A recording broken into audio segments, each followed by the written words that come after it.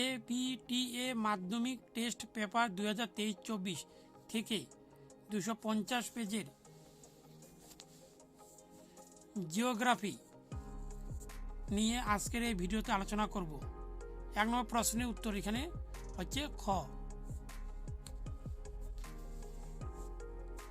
তারপর হচ্ছে 2 নম্বর প্রশ্নের উত্তর এখানে ঘ। 3 নম্বর প্রশ্নের উত্তর এখানে হচ্ছে গিবলি। 4 নম্বর প্রশ্নের উত্তর এখানে খ। 5 নম্বর প্রশ্নের উত্তর এখানে ক। 6 নম্বর প্রশ্নের উত্তর এখানে হচ্ছে সিজি কি হবে এখানে ঘ। 7 নম্বর প্রশ্নের উত্তর এখানে মিনামাটা।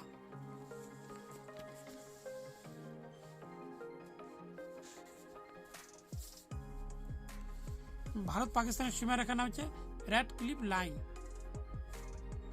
তারপর হচ্ছে 9 নম্বর প্রশ্নের উত্তর হচ্ছে এখানে গ। 10 নম্বর প্রশ্নের উত্তর হচ্ছে এখানে ঘ।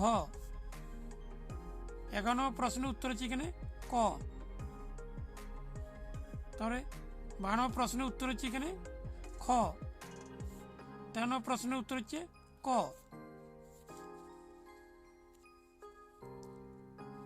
তার হচ্ছে 14 নম্বর প্রশ্নের উত্তর হচ্ছে এখানে গ।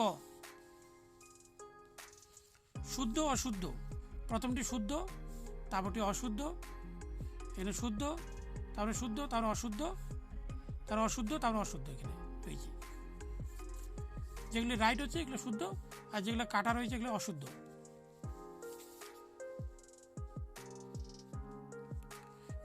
তারপরে হচ্ছে শূন্যস্থান পূরণ। প্রথম উত্তরটি হবে ইউ।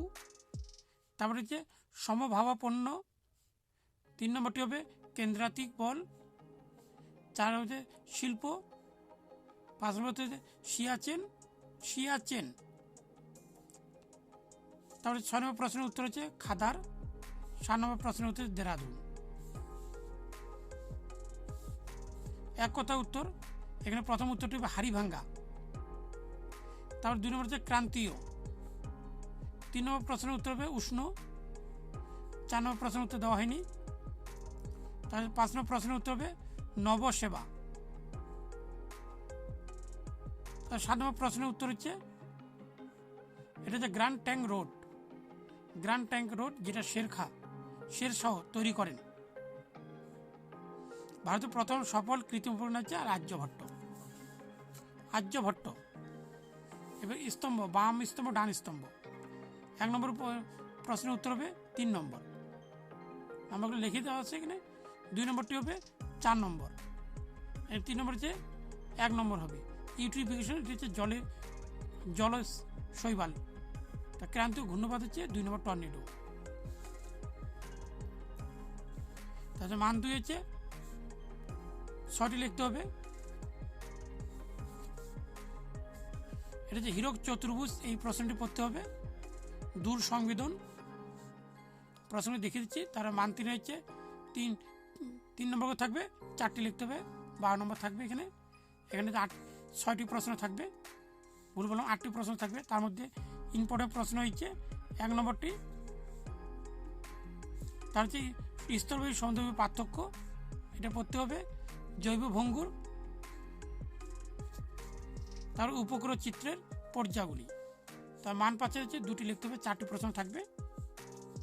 প্রশ্নটি দেখিয়ে দিচ্ছি। তারপরে এখানে হচ্ছে আবার আঞ্চলিক ভূগোল থেকে 2টি লিখতে হবে। 1 নম্বর প্রশ্নটি পড়তে হবে এখানে। তারপরে হচ্ছে ভারতের মানচিত্র। এখানে 1 নম্বর করে 10টি লিখতে হবে।